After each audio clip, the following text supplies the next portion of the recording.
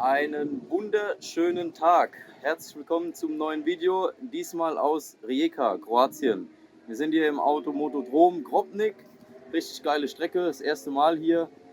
Richtig schön flowig zu fahren. Wir haben hier mit Spare Racing hier Open Pit Lane. Macht richtig Bock, aber wie ihr sehen könnt im Hintergrund, mich hat's gelegt. Leider gehört auch das mit zu unserem Sport dazu. Jetzt war es mal wieder soweit. Open Pit Lane das zweite Mal rausgefahren. Richtig gut funktioniert. Bis in die Doppel-Links Vorstart-Ziel.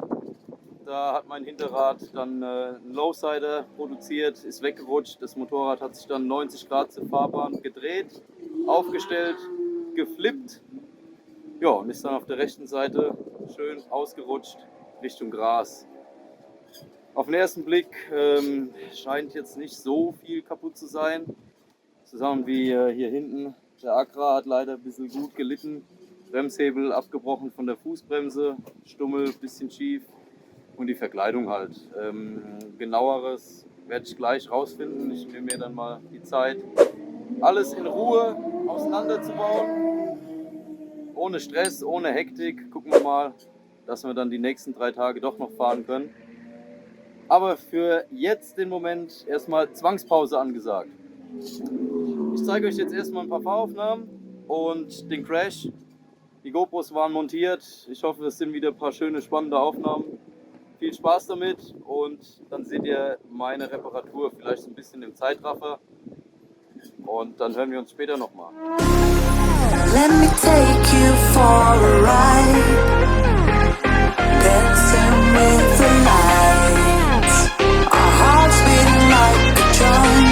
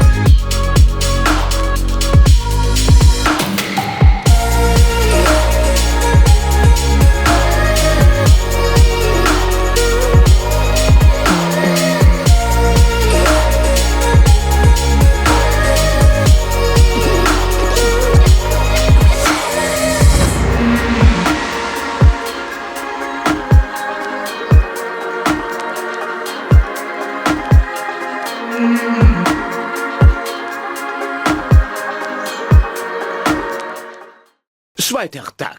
Ja, wie ihr gesehen habt, habe ich meine Aprilia gestern bis abends noch versucht zu reparieren. Mit Panzertape, Kabelbinder und einem Ratschenkasten ging das auch weitestgehend. Allerdings hatte ich dann noch einen Elektronikfehler gehabt und mein Auslesegerät natürlich zu Hause vergessen. Man kennt's, immer fehlt das, was man nicht dabei hat, ne?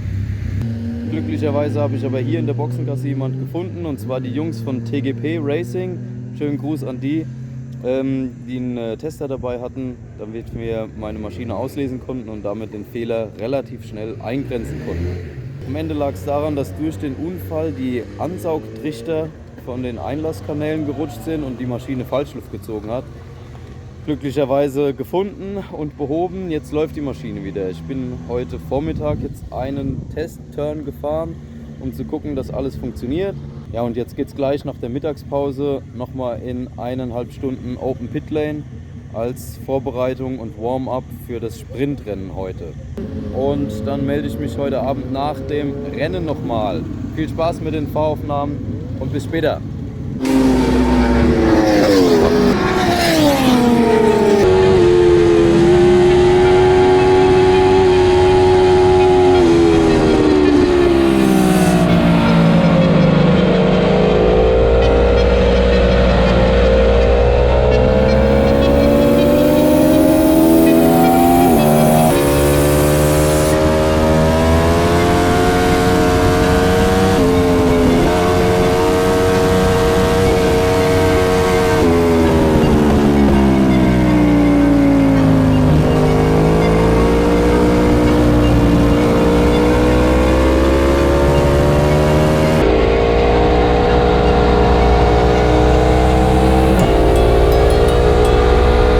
Nope.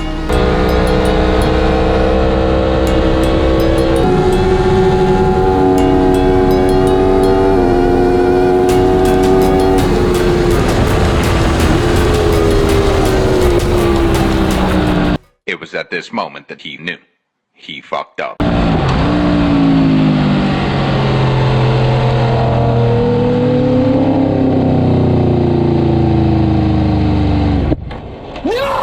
God! No! God, please, no! No! No!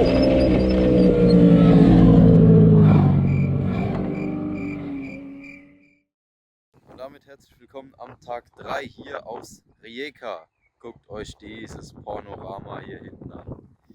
Ja, heute ist das Wetter nicht so gut. Die Sonne kommt noch nicht so raus. Wie man sieht, es hat heute Nacht geregnet. Aber es ist schon am gut abtrocknen, deswegen können wir später ganz normal rausfahren. Ja, ihr habt es gesehen, gab nicht so viele Fahraufnahmen von gestern. Das Moped konnte ich zwar reparieren, weitestgehend, allerdings hat die Elektronik dann noch wieder Probleme gemacht.